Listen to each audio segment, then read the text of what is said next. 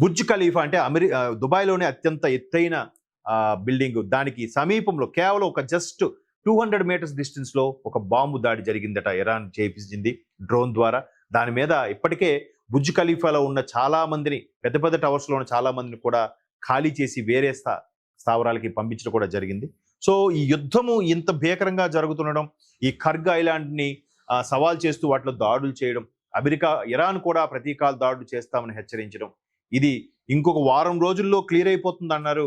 వారం రోజులు జరిగి మరలా 3 రోజులు అయిపోయింది, ఇంకా యుద్ధం ముగిసిపోలేదు. ఇంకా ఇజ్రాయెల్ కూడా దాడులు చేస్తోంది, అమెరికా భీకర దాడులు చేస్తోంది. ఎక్కడైతే ఆ హర్మూజ్ జలసంధి ఉందో దాని ద్వారా ట్యాంకర్లు పంపించారా సరే, లేదంటే ఇంకా భీకర దాడులు చేస్తాం, మీకు ఏదైతే ఏ కాన్ఫిడెన్స్ అయితే ఉన్నారో దాన్ని హర్మూజ్ జలసంధి మేము స్వాధీనం చేసుకుంటామన్నట్టుగా కూడా ట్రంప్ ఇక్కడ హెచ్చరికలు జారీ చేస్తున్నారు. మొత్తం మీద ట్రంప్ అధికార దాహము, అహంభావంతో ప్రవర్తిస్తున్నారు అనేది కూడా వాస్తవమే. దీన్ని ఇంత తీవ్రస్థాయి యుద్ధానికి దారితీసింది. సో ఇది ఇప్పుడప్పుడే సద్దుమణిగేలా లేదు. ఇంకొక 4 రోజులు, మహా అయితే వారం రోజుల్లో అంతా సద్దుమణిగే అవకాశాలు కూడా కనిపిస్తున్నాయి.